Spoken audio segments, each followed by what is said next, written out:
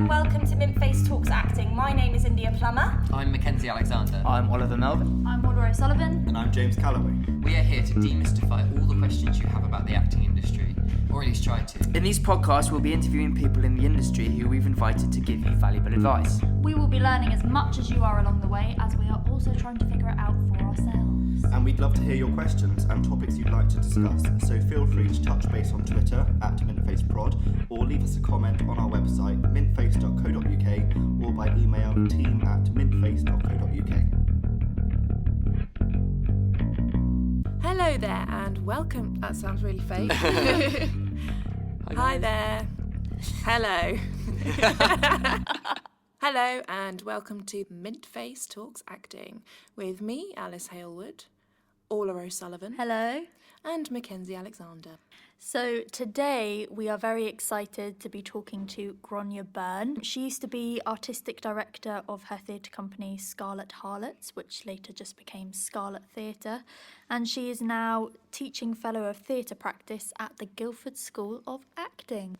But first, we can have a quick chat about what life's been like since graduating. So what have you guys been up to? Been in a couple of shows. It's been going all right. Had a few auditions, yeah. It's kind of, I don't know about you guys, but it's exactly what I thought it was going to be, because we were kind of prepared for it to, you know, you're not going to be in something. Shooting up the ranks really quickly. Exactly. Yeah, there's a lot of graft that you have to put in, Definitely. which you've learned. You have to be on it all the time. Yeah. And not rely, on anyone else to find you work, but be proactive about it. Similar to you, really. I've just done a few self-tapes and been in a show with some old friends. It's really hard. I feel really, really lucky that my agent, he keeps getting me auditions to stuff. So I'm struggling at the moment with trying to get my foot in the door of a bigger role of just being a brand new graduate. It's really hard, but I was lucky enough to do a 5-week run up north with a great theatre company. And then now I'm back just auditioning again. And one of the audience members asked me, they were like, it's right near toward the end of the show, and he said, so, what have you got planned next? And I just said to him, unemployment, because I didn't know. Yeah, it's true. It's funny, isn't it, when people say, oh, do you know what you should do? You should get a part on EastEnders. Yeah. It's like, do you know got what? an idea. Yeah, maybe I should. I had that over Christmas. I had that literally over Christmas, and they'll give you a part. They're really nice over there. I'm like, how do you know? I haven't written in before, and maybe I should just walk on set of EastEnders. Don't you love it as well when you're doing a short film or a student film or something, and you tell someone that you're doing a film, and they go, oh, when's it going to be in the cinema? When can I see it? Yeah. Oh, honey, no. So, Orla, what is your pick of the week this week? Oh, yeah. So this week we're doing embarrassing stories. This week I sent a really important industry-related email to industry people. And you were really smart about it, man. I was really so smart. smart about it, and I've written, because I was sending the same email out to a lot of people, I put 2 names. I put Dear X, and then a few lines later I forgot to delete another name, so it says Dear X and then Dear Y. I'm not going to say the actual names because I don't want them to know it was me. It's okay. I've done similar things. God. I've sent an email to I sent an email to somebody, and I sent an email to somebody else at the same time, and then they both replied, and one of them said something about, we're actually trying to find lots of musical theatre people to take on our books and stuff, and then I emailed the other one back saying, good luck with the hunt for MTs, and then obviously they I should have didn't know sent it to the wrong person. They had no idea. But, Proofread your emails. Yeah. It's very important. Yeah. So what about you? What's your embarrassing story of the week? My embarrassing story of the week. So I was like, I'm going to be a good person. I'm going to go and support some fellow alumni. And when they were putting on a show in London this week, and I had been rushing around for the whole day, got up in the morning, went to training for work, and then had an audition, saw a friend, and I was putting off eating for the whole time. And then I was halfway through the performance, and I just fainted on the person next to me halfway through. So it's not funny, but it's not funny. But people have been asking me how it's how was it? How was it? It was really, really good piece of theatre.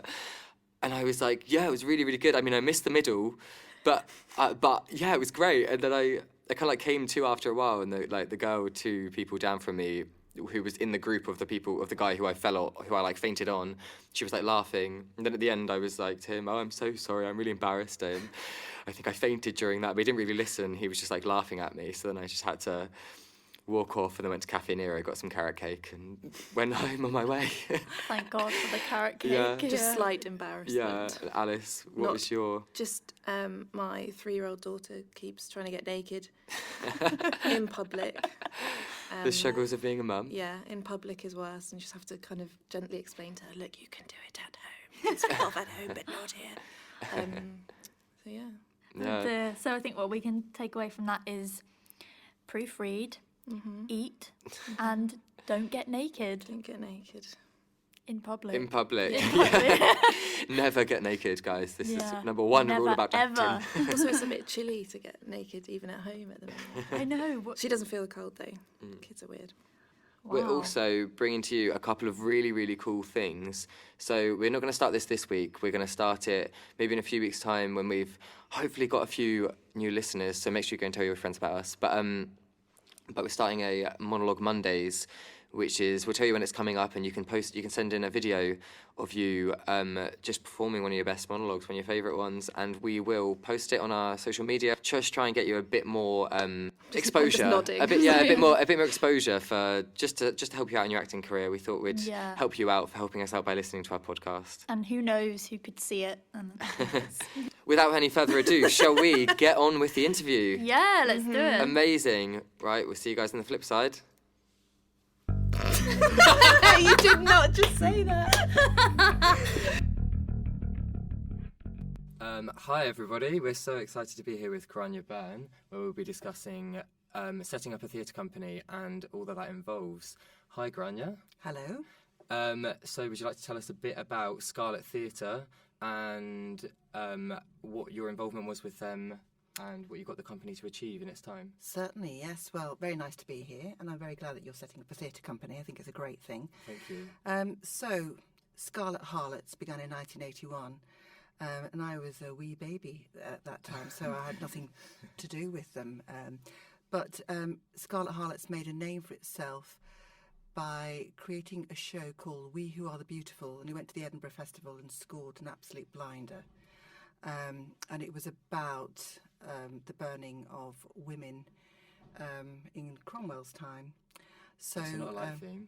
it was not a fun show in that respect, but it was innovative in its form and what they were trying to do with theatre at the time. Yeah. So it was not a text-based theatre; it was a physical-based theatre, all-female company, and they were experimenting what they could do with stilt walking, mask, tumbling, and so on.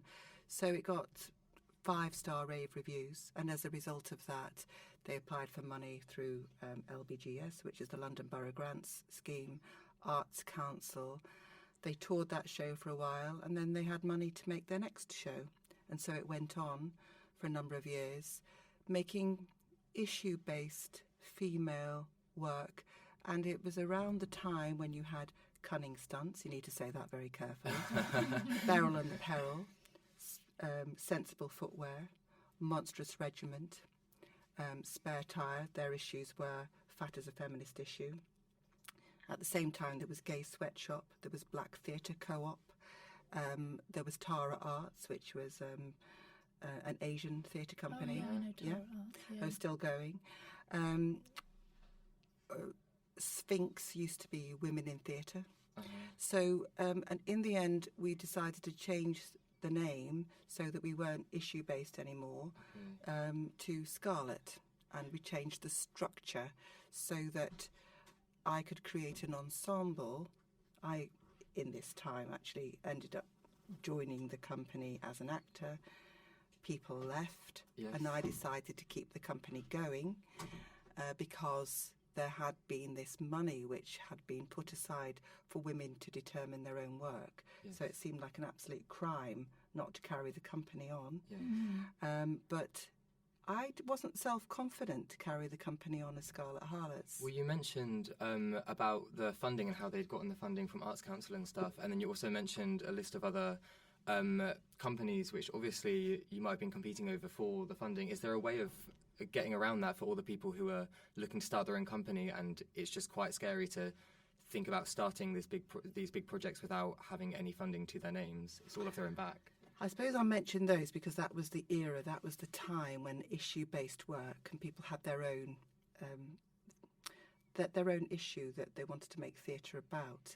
And later on, we became more interested in theatre form and playing around with theatre. So, but the most important thing is that you have your unique selling point as a theatre company, and there's work that you want to do and that excites you, and is new and innovative. So you compete for work as long as what you're offering is something fresh, a new perspective, something that other companies aren't offering. Obviously, at first, people will model themselves on other work that inspires them and excites them, but then you will apply for funding based on what's unique about you and what you're going to do with it. And that's part of the like the ultimate message which you're getting across to people. What was Scarlett's ultimate message that it was trying to get across to people? It kept on changing, and I think as a theatre company, my advice would be to allow it to change, because you will change, your perspective will change. We got tired of issues. I mean, because look, I don't want to be flippant about that. You know, there are issues come and go, but we didn't want to. We looked at things like ageing and how society perceives women. We looked at mental health and women. And we used famously mad people like Ophelia and Lucia de Lammermoor and Bertha Mason from Jane Eyre. And we tied those literary characters in with how society perceives mental illness and how women were sectioned far more often than men. So that was a very innovative piece of theatre. It was called La Folie. And it's still very relevant right now. Still very relevant now, absolutely. I suppose when I became artistic director, I was interested in European theatre and artistic form, and so it went off in that direction. And I was tired of the three female format, and later on decided to expand the company, so we had bigger casts, and also we invited men into the company, but we still had a female board of directors, and we still wanted to champion female directors. And when we invited men into the company, it wasn't at the expense of the number of female actors that were working for us at the time. So if we always wanted to have 5 women on stage, then we just brought in 4 men. We certainly didn't give them bigger parts, but it allowed us to experiment with the scale and the dynamic of the work that we wanted to do at that stage. But Which is really innovative at the time. Really, yes, really. Absolutely. We spent years and years and years, you have to understand, with shows which we were very, very proud of, which we toured around. We did a show that I was very excited by, I think at the beginning of my tenure as artistic director, called Vows. And so it was a bit more poetic rather than issue-based. And it was, what are the dreams that we have for ourselves as children? What is it we think we're going to turn into? What are we going to become? And then we had the threshold of the women in their early 20s saying, actually, I've become something quite different to what I imagined. And we did that very poetically by having dolls as children that we buried. Later on, we dug them up again. And they were horrific. Okay. And we started to work with writers. At first, it was work that would be devised ourselves. And then we wanted to work with, got money, in fact, to commission new plays. So we would have a period of time where we would create the ideas behind the show for 2 weeks. The writer would go off and write, and then we would rehearse that show. We wanted to experiment with starting points. One time we got 2 designers to create a set for us. We didn't know what the show was going to be, but we let the set inspire us. All of the experimenting and flipping from like devised and to new writing and stuff seems really like coherent with what you were saying about letting your message, letting the company message change as it goes along, and I think that's such like a relief and an eye-opener for us as a new company to not feel the pressure to have to stick to all these different things and make sure you're fitting yourself in the right places immediately, and it's just a journey for us to go on. I was just wondering if you had like any other really useful tips for people starting their own company. Well, just to go back on what you said, and I will answer that. Yeah. I think we were a place for women to determine their own work. Yes. And so within that, we gave ourselves permission to take it where we would. So that's a good tip for you. If we can find that, the base, and then you can experiment off that as well. Yes, and within that, we knew artistically that we wanted theatre elements to be very strong. We wanted sounds to have its own. The sonic line through a show was very important to us. So it was never to simply describe what was going on, never to describe the words, but to have its own commentary. So we always worked with a sound designer, and we were very excited by sound. And we wanted to work with light in a new way. Sometimes we would work with just spots on us, and it would be psychological space created by lighting. And we'd always work with a lighting designer. So collaboration was a very important part. We didn't want to simply put on a play. We wanted to look at what theatre could do, because theatre is very different from reading a play or a book or watching a film. What can theatre do? And therefore, what can other artists bring to the collaboration with us? Yes. So we were very excited by that. Was our artistic experimentation. And our mission statement, our most recent mission statement, I'm going to take a piece of paper, it might rattle for you, but here we are. Our mission statement was, Scarlet Theatre aims to become leaders in imaginative practice and theatrical experiences. Okay. So that encompasses all sorts of things. And then from that we would have a vision, and our vision would be based on where we're at the moment. Okay. And we've got several things here. I might pick some of them out. At the time that we wrote this artistic strategy, it would have been to find a new company base in London. Actually, that would be a very ambitious thing to do now with prices in London. But at the time, we were able to do that. And then there was a side thing that I wanted to do to replenish us artistically, and that was to set up a lab for experimentation to continue to develop cutting-edge work. So that might be inviting, one time we invited a cartoonist in, and we wanted to see what a cartoonist could do with bits of scenes that we were working on. Yes. To have that kind of mirroring of what we were doing back in cartoon form. So to develop an ensemble company or a wide pool of actors. So we would decide what our mission statement would be, and then we would decide what the vision of the company was going to be. So these were always things that we were aiming towards. And dream, I suppose, really. What would you really like to do? I always believed as well in our office in Scarlet that we would put a big calendar up, 5-year calendar, and we'd put on that what we intended to do when, and work it out strategically. And we would dream a lot while we did that. But we always used the calendar, and most of those things came true. So you'd recommend that for a group to like really just get a calendar plan up and just try and stick to it as best you can, form a strategy. Yes, your strategy is of course very important, but it's only as good as the ideas that you have. Yes. Can I just ask, so about the fringe theatre, and I've done a bit of fringe theatre before, and I think it's very difficult to kind of do what you were saying about incorporating strong ideas with lighting and sound when you have maybe a 20-minute tech turnaround time, or you don't have a residency somewhere, and also kind of going to the Edinburgh Fringe and, you know, hitting it off there. That's also very rare and very difficult to do. So do you have any tips on how to combat that when you don't have a lot of money as a company and you're kind of starting out that way in fringe theatre? Make friends with very good designers.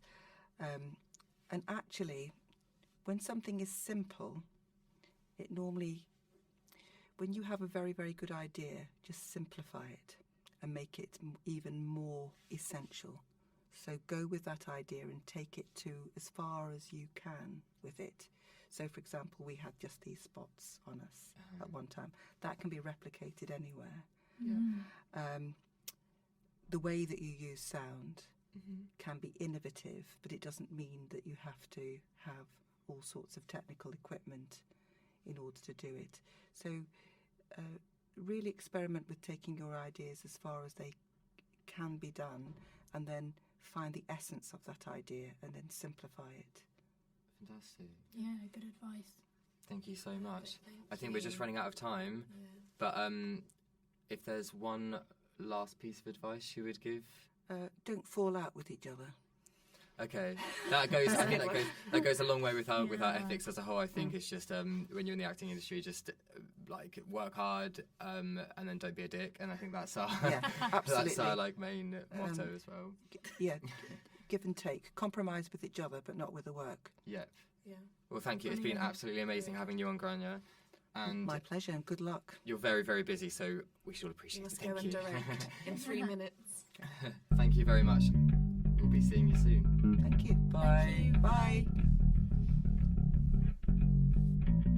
Thanks so much to Grainne Byrne for talking to us just now. Yeah.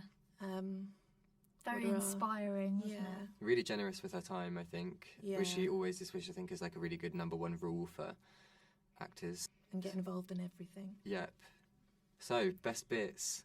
I thought it was really interesting, and I think a good bit of advice to kind of give the components of lighting and sound and acting and all the elements of the piece the same kind of gravitas, the same importance. And yeah, as I said before, it's difficult to do that in a fringe setting, but if you can make it simple, I think Being stripped back and stuff, Yeah. and using what you've got and not overexploiting. and having everything there for a reason Yeah. and nothing surplus. And we can do a lot nowadays, a lot more with media and Yeah. sound and that kind of thing. Because we did a lot of that in my undergrad course, like a lot of exploding plays and just like live theatre with video recordings and sound recordings. Yeah. So it was very much kind of, you start wondering where the performance is, whether it's here in the now or there, and Yeah. interesting. Yeah.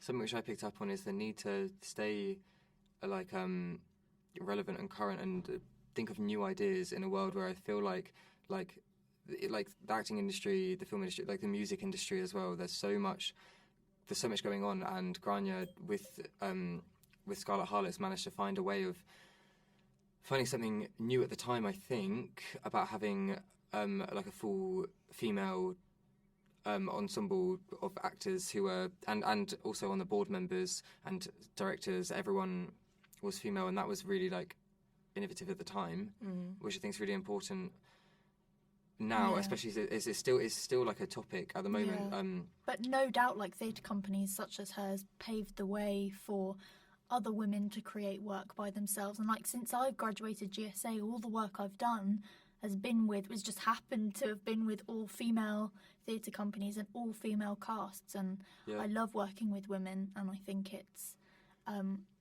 theatre companies like Grainne's Yeah. that have kind of helped that to happen. Well, I was saying this a bit to you guys earlier, but about why we're not getting enough exposure in like stories and narrative in the theatre at the moment is because perhaps throughout history, women were never really given the opportunity to have accolades and to create tales which would be told in the future. It was all kind of forcibly down to men, perhaps. Male and so playwrights.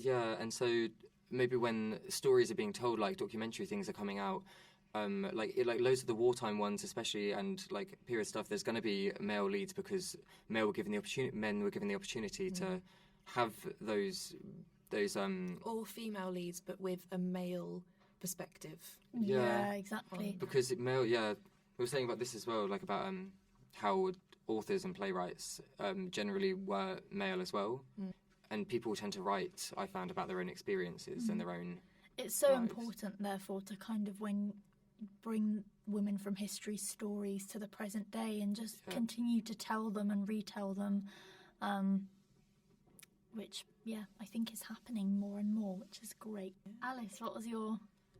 Oh, your to best be bit? honest, I wrote a load of notes, and then I read through them, and they were all kind of saying the same thing and didn't really make sense. So, yeah. Lots of important things to take away from that. I Especially, I feel. just love what she said at the end, just be nice to people. I think that's so, when you're so wrapped up in just, I have to be a good actor, Yeah, that's so yeah. important. It's just like, oh no, you can still be nice to people and still... Yeah, and it makes you feel better. Like it's obviously stressful going to auditions and being nervous, but if you just talk to people and if you just make human connections, it can improve your day and improve your mood and just improve how you present yourself to the industry. Yeah. Absolutely. Great. Cool. I hope that you guys have a really, really great week. And again, see you on the flip side. No, is that a thing now? Oh, I think we're going to have to make it a thing. No. We'll see you on the flip side.